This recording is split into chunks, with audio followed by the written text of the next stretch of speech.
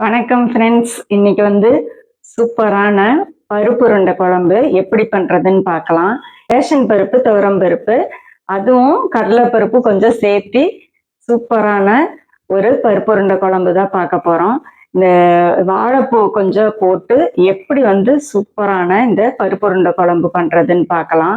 இது செட்டிநாடு சைடு செய்யற டேஸ்ட்ல இருக்கும். நான் கன்சீவா இருக்கிறப்ப எல்லாம் எங்க அம்மா இந்த பருப்பு உருண்டை குழம்பு இந்த கன்சீவா இருக்கிறப்ப வாய்க்கு நல்லா பிடிக்கும்னு சொல்லிட்டு வாமிட்டிங் எல்லாம் இருந்தாலும் அந்த டைம்ல வாய்க்கு பிடிச்ச மாதிரி செஞ்சு கொடுக்கணும்னு சொல்லிட்டு கொஞ்சம் இந்த பருப்பு உருண்டை குழம்பு செஞ்சு தருவாங்க. ரொம்ப டேஸ்டா இருக்கும். நல்ல ஒரு பாரம்பரிய டேஸ்ட்ல இருக்கும். கண்டிப்பா இதை ட்ரை பண்ணுங்க. இப்ப இது எப்படி பண்றதுன்னு பார்க்கலாம் வாங்க. இன்கிரீடியன்ஸ் அளவு சொல்லிடுறேன். இந்த உலக்குல 1/4 உலக்கு துவரம்பருப்பு, ரேஷன் துவரம்பருப்பு எடுத்துக்கிட்டேன். 1/4 உலக்கு கடலைப்பருப்பு. ரெண்டையும் ஒரு 4 மணி நேரம் ஊற போட்டு நல்லா தண்ணி வடிச்சிட்டு இப்படி வச்சுக்கோங்க. பருப்பு அரைக்கிறதுக்கு முன்னாடி இந்த நாட்டு பூண்டு ஒரு 8 பல்லு ஒன்றும் பாதியமா தட்டிக்கோங்க. இஞ்சி இந்த அளவு, ஒரு சின்ன பச்சை மிளகாய், சோம்பு கொஞ்சம், ஒரு கைப்பிடி அளவு வாழைப்பூ கட் பண்ணி தண்ணியில போட்டிருக்கிறேன். இது வாழைப்பூ உருண்டை செய்யறப்ப எப்படின்ட்டுன்னு பார்க்கலாம். குழம்புக்கு மசாலா எடுத்து அரைக்கிறதுக்கு இன்கிரீடியன்ட் சொல்லிடுறேன்.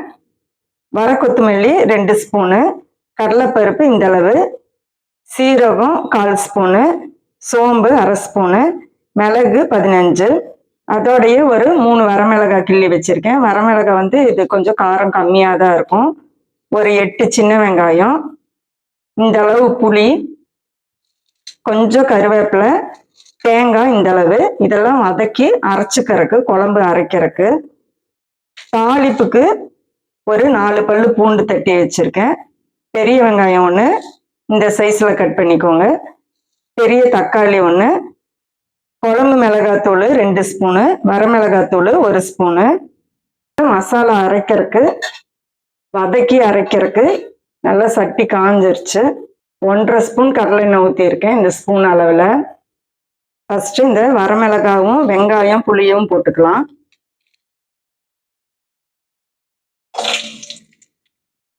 இதோடைய ஒரு பல்லு பூண்டும் கொஞ்சம் கருவேப்பிலையும் போட்டுக்கலாம். இது நல்லா கண்ணாடி பதம் வர்றப்ப இந்த தனியா, கடலைப்பருப்பு, மிளகு இதெல்லாம் ஒன்றா போட்டுடலாம். கண்ணாடி பதம் வந்துருச்சு. இப்போ இதெல்லாம் ஒன்றா போட்டுடலாம். கல்லுப்பு இந்த அளவு போடுறேன். ரொம்ப லைட்டாக வதங்கினா போதும். இது தேங்காய் போட்டுக்கலாம். இப்போ தேங்காய் போட்டு நல்லா சிம்மில் வச்சுட்டு தேங்காய் போடுங்க. தேங்காய் போட்டும் ரொம்ப வதங்கணும்னு அவசியம் இல்லை. இப்போ இந்த குழம்பு மிளகாத்தூளும் வரமிளகாத்தூளும் போட்டுக்கலாம். நல்லா சிம்ல வச்சுட்டு தேங்காயும் இந்த குழம்பு மிளகாத்தூளும் போடுங்க. இது இப்போ ஆறுனோன்னு கொஞ்சம் கொரகொரப்பா அரைச்சிக்கலாம். வாழைப்பூ உருண்டைக்கு எப்படி அரைச்சிக்கிறதுன்னு பார்க்கலாம். இந்த பச்சை மிளகாய், இஞ்சி, சோம்பு, பூண்டு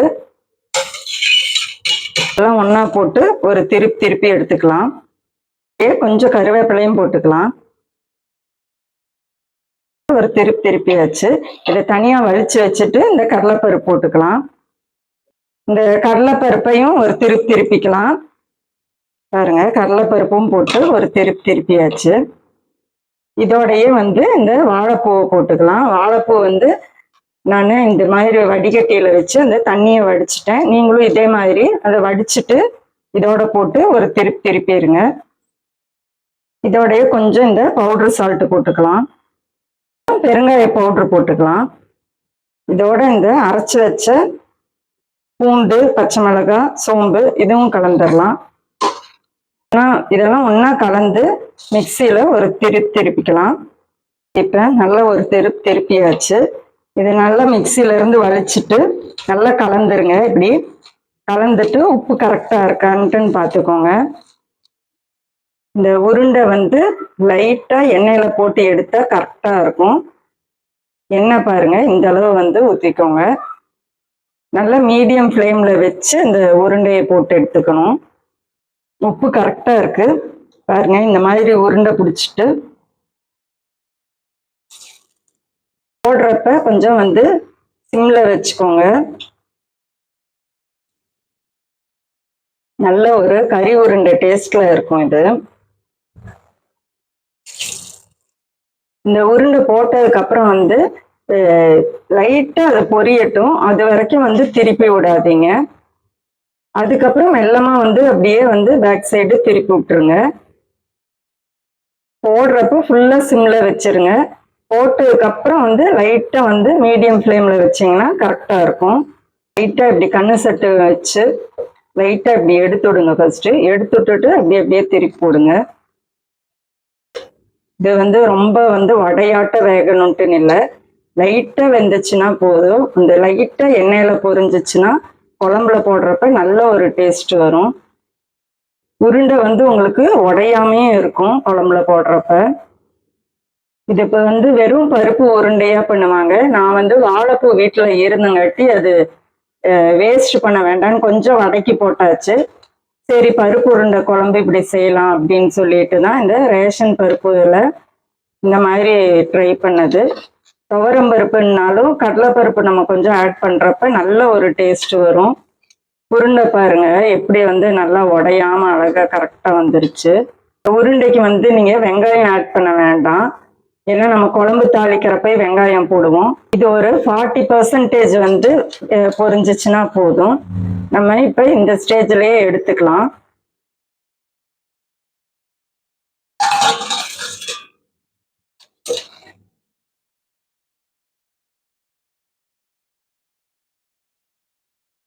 ஏன்னா குழம்போட ஊறி வர்றப்ப அந்த டேஸ்டும் வந்து நல்லா இருக்கும். ரொம்ப பொரிஞ்சிருச்சுன்னா வடை மாதிரி ஆயிடும். இப்ப தாளிப்பு பார்த்துக்கலாம். இந்த உருண்டை வந்து பொரிச்ச எண்ணெயிலேயே வந்து தாளிச்சு விட்டுறலாம். இந்த ஸ்பூன் அளவுல 2.5 ஸ்பூன் எண்ணெய் ஊற்றி இருக்கேன். கடுகு உளுந்து போட்டுக்கலாம். இந்த ஸ்பூன்ல 3/4 வாசி போட்டிருக்கு. கடுகு பொரிஞ்சு வர்றப்ப இந்த அளவு வந்து வெந்தயம் கொஞ்சம் போட்டுக்கோங்க. கடுகு பொரிஞ்சிருச்சு, வெந்தயம் போட்டுடலாம். கருவேப்பிலை, பூண்டு, வெங்காயம் எல்லாமே 1 by 1 போட்டுட்டு வெங்காயம் வந்து கண்ணாடி பதம் வந்தோன்னா தக்காளி போட்டுக்கலாம். இந்த மசாலா நல்லா ஆறிடுச்சு. இதை கொஞ்சம் கொரகொரப்பா அரைச்சிடலாம். வெங்காயம் வந்து கண்ணாடி பதம் வந்துருச்சு, தக்காளி போட்டுக்கலாம். கல் போட்டுக்கலாம் கொஞ்சம். இந்த தக்காளி கொஞ்சம் வதங்கறதுக்குள்ளார இந்த மசாலாவை அரைச்சிட்டு வந்துடலாம். இது இப்போ கொஞ்சம் கொரகொரப்பா அரைச்சாச்சு. இந்த உருண்டைக்கு அரைச்சோம் இல்லையா, அந்த தண்ணி, ஜார் கழுவுன தண்ணி அதெல்லாமே வந்து கொஞ்சம் எடுத்து வச்சுக்கோங்க. குழம்புக்கு ஆட் பண்றப்ப நல்லா டேஸ்டா இருக்கும். தக்காளி நல்லா வதங்கிடுச்சு. இந்த மசாலா போட்டுக்கலாம். மிக்ஸி ஜாரெல்லாம் கழுவுன தண்ணி ஆட் பண்ணிக்கலாம். இது நல்லா கலந்து விட்டுட்டு உப்பு காரம் பார்த்துக்கலாம். காரம் பத்தலைன்னா கொஞ்சம் வரமிளகாத்தூள் ஆட் பண்ணிக்கோங்க. உப்பு பத்தலைன்னா உங்க வீட்டளவு உப்பு காரம் வந்து கொஞ்சம் ஆட் பண்ணிக்கோங்க. காரம் கரெக்டா இருக்கு, உப்பு மட்டும் கொஞ்சம் ஆட் பண்ணலாம். இதோடையே வந்து இந்த உருண்டையை போட்டுக்கலாம்.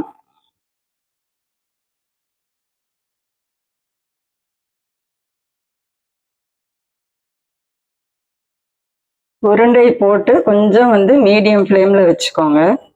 அரை உலக்கு பருப்புக்கு 10 உருண்டை வந்திருக்கு. நீங்க வாழைப்பூ இல்லாம வெறும் பருப்பு போட்டு கூட வந்து இந்த மாதிரி பருப்பு உருண்டை குழம்பு வைக்கலாம்.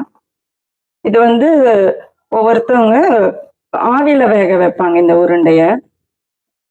அப்படி இல்லாட்டி குழம்புலயே கூட வந்து போட்டுருவாங்க. அது வந்து சம்டைம்ஸ் பிரிஞ்ச மாதிரி ஆயிடும். இப்படி பண்றப்ப வந்து நல்ல ஒரு டேஸ்ட், எண்ணெயில லைட்டா தான் நம்ம பொரிச்சு எடுக்கிறோம். அப்படி எடுக்கிறப்ப ஒரு நல்ல டேஸ்ட்டும் கிடைக்கும். உருண்டை வந்து நல்லா உடையாமையும் வரும். இது இப்ப இந்த மசாலா வந்து நல்லா பச்சை வாசம் போகட்டும், உருண்டையும் கொஞ்சம் வேகட்டும். ஒரு 1/4 மணி நேரம் டைம் எடுக்கும். சாப்பாட்டுக்கு ரொம்ப டேஸ்டா இருக்கும். அது போக இட்லி தோசைக்கு சூப்பரா இருக்கும். சூப்பரான பருப்புருண்டை குழம்பு தயார். சாப்பிட்டு பார்க்கலாம். உருண்டை பாருங்க, நல்லா வந்து உடையாம வந்து சூப்பரா வந்துருச்சு. இதே மாதிரி ட்ரை பண்ணிட்டு கமெண்ட்ல சொல்லுங்க. இந்த உருண்டை பாருங்க, எவ்வளவு வந்து சூப்பரா உடையாம நல்லா உள்ளேயும் நல்லா வெந்து நல்லா இருக்குது. இப்ப சாப்பிட்டு பார்க்கலாம். சூப்பரான நம்மளோட பருப்புருண்டை குழம்பு சாப்பிட்டு பார்க்கலாம். செட்டிநாடு குடி ரெசிபி சப்ஸ்கிரைப் பண்ணுங்க, கமெண்ட் பண்ணுங்க, லைக் பண்ணுங்க, என்ன டிஷ் போடலான்ட்டுன்னு சொல்லுங்க. ரேஷன் துவரம் பருப்புக்கு சூப்பரா நல்ல ஒரு சாஃப்டா வந்திருக்குது. நம்ம தனியா துவரம் பருப்பு போட்டு பண்ணலாம். ஆனா கொஞ்சம் வந்து டேஸ்ட் கொஞ்சம் வந்து டிஃபர் ஆகும். அதனால கடலைப்பருப்பும் வந்து கொஞ்சம் சேர்த்து பண்றப்ப நல்ல ஒரு பாண்டிங் கிடைக்கும், நல்ல ஒரு டேஸ்டும் கிடைக்கும். இது இப்ப சாப்பிட்டு பார்க்கலாம்.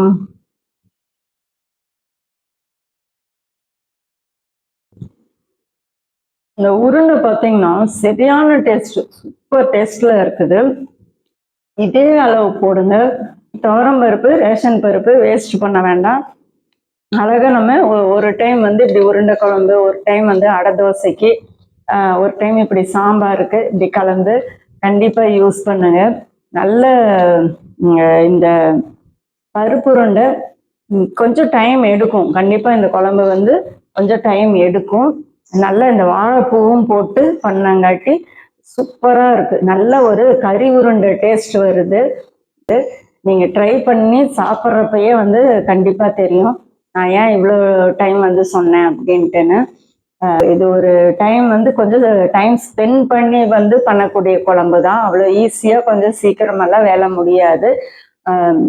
ஆனா நீங்க வந்து கொஞ்சம் டைம் ஸ்பெண்ட் பண்ணி பண்ணினீங்கன்னா ஒரு நல்ல ஒரு டேஸ்டான ஒரு பாரம்பரிய உருண்டை குழம்பு வந்து கண்டிப்பா வந்து நீங்க ஃபீல் பண்ணுவீங்க. இந்த இன்கிரீடியன்ஸ்க்கு இந்த முறைப்படி செய்யறப்ப நல்லது செய்யறப்ப கொஞ்சம் டைம் கண்டிப்பா எடுக்கும். அதுக்கு உண்டான டைமை ஸ்பெண்ட் பண்ணி பண்ணுங்க. ஸோ நான் சுவைத்து மகிழ்ந்த ஒரு சுவையை கண்டிப்பா என்னோட சப்ஸ்கிரைபரும் சுவைக்கணும். அதுக்காக தான் வந்து இவ்வளோ தூரம் சொல்றேன். ட்ரை பண்ணிட்டு கமெண்ட்ல சொல்லுங்க. செட்டிநாடு கொதி ரெசிபி கண்டிப்பா சப்ஸ்கிரைப் பண்ணுங்க, கமெண்ட் பண்ணுங்க, லைக் பண்ணுங்க. நம்மளோட கிளாத் ஷாப்பிங் வந்து கோயம்புத்தூர்ல லொக்கேட் ஆகிருக்குது. பைன் ட்ரீ கிளாத்திங்னு மென்ஸ் அண்ட் உமன்ஸ்க்கு. காந்திபுரம் அடுத்த சிக்னலு உமன்ஸ் பாலிடெக்னிக். அது அந்த ஜங்ஷன்ல ஆஞ்சநேயா சூப்பர் மார்க்கெட் இருக்கும். அந்த சூப்பர் மார்க்கெட் லைன்லயே போறப்ப ஒரு 12-13 கடை தள்ளி போறப்ப ஹாப்பி என்டிங்னு ஒரு ஐஸ்கிரீம் பார்லர் இருக்குது.